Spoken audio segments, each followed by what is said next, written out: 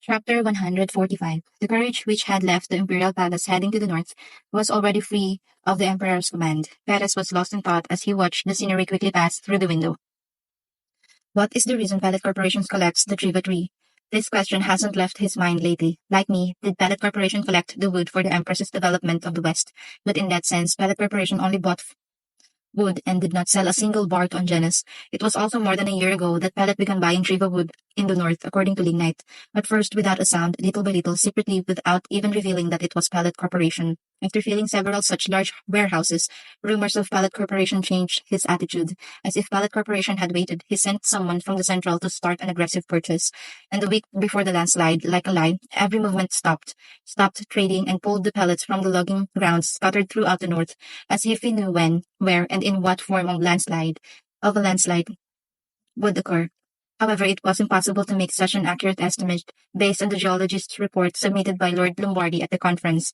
Clarivan Pellet, the owner of Pellet Corporation, he wanted to be honest and ask him everything. What kind of eyes are you looking at the world with? What are you planning for next time? And wouldn't he like to be my person? He knows that Clarivan Pellet is close to Lombardi, but since leaving the Lombardi family and start Pellet's business, his move has been far from loyal to Lombardi. Like a diamond mine, he took it from Lombardi's. It didn't seem to be particularly close to his one-time partner, Gallihan Lombardi. Considering those points, he was walking on his own path. The remaining relationship between Caravan Pellet and Lombardi was overshadowed by the years they spent in Lombardi. Achoo! It just so happened that Florentia sniffled. She was the only one who has a long relationship with the teacher-disciple with Clarivan Pellet, who swears at me. Perez immediately moved on to the sound of a small grunt, with her mouth covered. Use this, Perez said, taking off his robe and covering it over Tia's shoulder. Thank you, Perez. She smiled as she wrapped her face around his clothes and smiled. Thump. A blue tendon popped up in the hand that meticulously opened the robe to the heart that was shaking with a single smile. Pellet Corporation, which had just filled his head, melted away in front of her presence. Asterisk, asterisk, asterisk. My nose tickled for a long time and I ended up sneezing. Who swears at me? Or is it a cold? What does it mean? Summer cold? It's not like a fool won't get caught. Use this. Perez took off his robe and gave it to me. Thank you, Perez. Without hesitation, I wrapped myself around my slightly cold body. I was going to read a book, but I think I need to sleep well. If I catch a cold and the whole procession slows down, there's no inconvenience like that. I had to go to the north quickly, so I decided to go all night long, and I'm in this shape. If we turn now, we might be able to reach the Vogelis estate by sunset, Perez said quickly. But that's a couple of days back. I'm fine. I'll be fine when I wake up. I'm sure there's a cold medicine among the things. Hold on a second. Perez pulled out a large box in the corner of the carriage and opened it. My head is numb as soon as I think it might be a cold. Leaning against the carriage wall, I looked at Perez, looking for medicine with a serious face. The second crown prince, that fellow, he knew very well how to keep up with Jovains. After the conference, my grandfather gave Perez such an assessment, an amercement of 10,000 gold, and 5,000 gold of them is used for reconstruction funds in the north.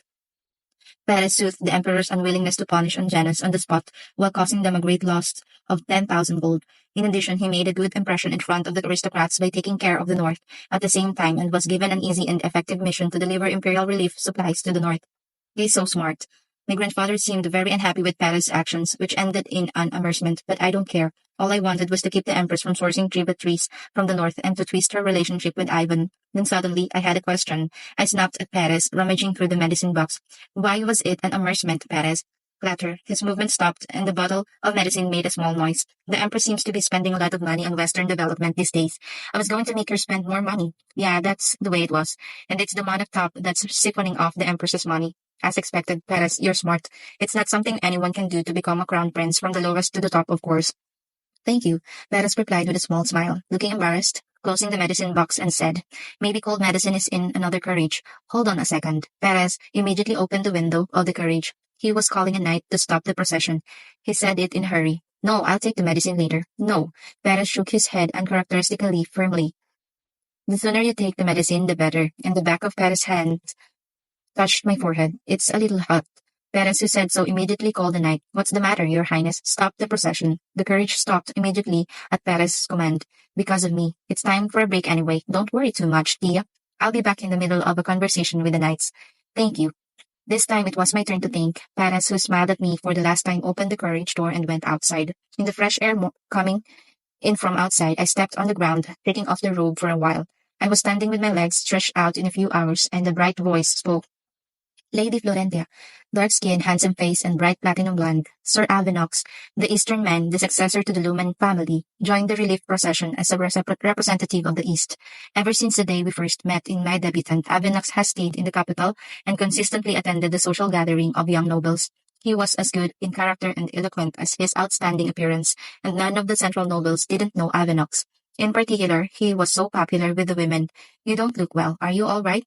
Avinox asked me anxiously. Yes, I just have a slight cold. I'm not used to moving this long in a carriage, but Sir Avinox looks very happy. Avinox, with a fresh smile, looked really good. It's not sarcastic. He's like an idol who promotes fresh drinks. It's my first time visiting the North. I know that you were originally going back to the East soon. Aren't you sad? After a moment of agonizing over my question, Avinox smiled and shook his head. Everything happens at the right time. My hometown will be the same after I go to the north. It's that kind of place, but Avinox's bright, subtle-colored eyes looked at me. Our Lumen family has been isolated for a long time and has not had exchanges with other regions, and the north needs help. Is there another better chance than now to reach out for friendship? Oh, that's right, East's direct speech. It was so honest that I was embarrassed at the moment, but it's also the charm of the East. I laughed with Avinox. Tia, I got your medicine. Then Perez approached and said, Your Highness, the eyes of Avinox, still a fan of Perez, sparkled. Sir Luman, Lady Lombardi is not feeling well, so excuse me. Perez led me to the carriage, leaving a short word. Sir Avinox likes you very much. Even if it's awkward, he greets you well. Perez opened the carriage door and said, Later, Tia, you look worse now. Really? I think it's messier. Perhaps Perez ordered it. The seat of the carriage turned into a small bed, and the soft blanket and pillow were ready. Not long after we got into the carriage, the procession began to move again. Eat this and sleep well. Fortunately, the medicine Perez brought was not very bitter. Rather, it was easy to swallow at the sweet aftertaste. Maybe it's because of the medicine and the movement of the shallow carriages and the cozy blanket. I fell asleep quickly. Then I'll sleep a little and wake up. With my eyes closing heavily, I managed to murmur it, and I fell into a deep sleep. Dot, dot, dot. The first thing I saw when I opened my eyes was a small fire that lit up the dark carriage. Is it already night? How many hours did I sleep? Fortunately, the medicine seems to have worked well, and my body is much lighter. As I opened the carriage door and left, the knight who was guarding it looked back at me. Are you awake? Yes, you had a hard time because of me. Are we settled in the campsite now? Yes, it is. A little far from the carriage I was sleeping in, I could see knights and soldiers sitting together and talking. But Perez was not seen. Where is the prince? He's away for a while. I want to walk a little. Is that okay? Yes, this area is guarded by security guards, so you can rest assured, but don't go too far. I was feeling a little down, but that's good. I thanked the knight and walked slowly. Inside the forest, some young soldiers were seen picking up firewood. It looks like it's okay in there. A forest in the middle of the night was a rare opportunity. My cold was all gone, so I took a light step and came all the way to the place where the trees were thick, to the bright moon with the quiet sound of grass rubbing. It wasn't that scary, but they might still be worried. Let's get back to bloop. I heard the sound of water. Bloop, bloop. It was exactly the sound of something moving in the water. I walked to the place where the sound came from. Soon an open space appeared through the towering trees. Oh, it was by the lake. Underneath the big moon, there was a big lake with dark blue water, and splash! Once again, with the sound of the water, a man suddenly rose out of it. It was from behind, but I could tell. It was Perez. Droplets of water from a completely wet black hair trickled down his spine, like a glittering jewel. Huh! With a low sigh, the sound of water dripping rang once again. Drip! The muscular naked body shining under the cold moonlight was gradually trying to reveal the narrow line that led to the lower half of the body as Perez moved. Umph! I stepped back, covering my mouth unconsciously. Crack! A dry branch on my foot broke and made a small noise. But the sound was enough for Perez to realize that there was someone. Splash, splash. Perez turned around with the sound of waves crashing. Tia, with his low voice, I came to my senses and realized, what kind of pervert is this now? I'm sorry. It was a bit late, but I quickly closed my eyes and turned around.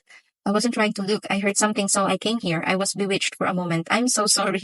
Wait a minute. I could hear a clearer sound through my ears, which became sensitive with my eyes closed. The sound of Perez coming out of the water, looking for something and putting it on his body. And the sound of trudging barefoot approaching me. I'm sorry, Perez.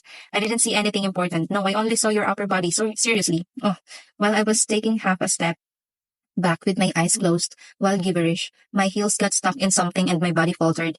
And the next moment, I felt a hard arm gripping my waist. Tia, I opened my eyes unconsciously to the voice I heard right away. In front of my nose, I could see black hair dripping with water.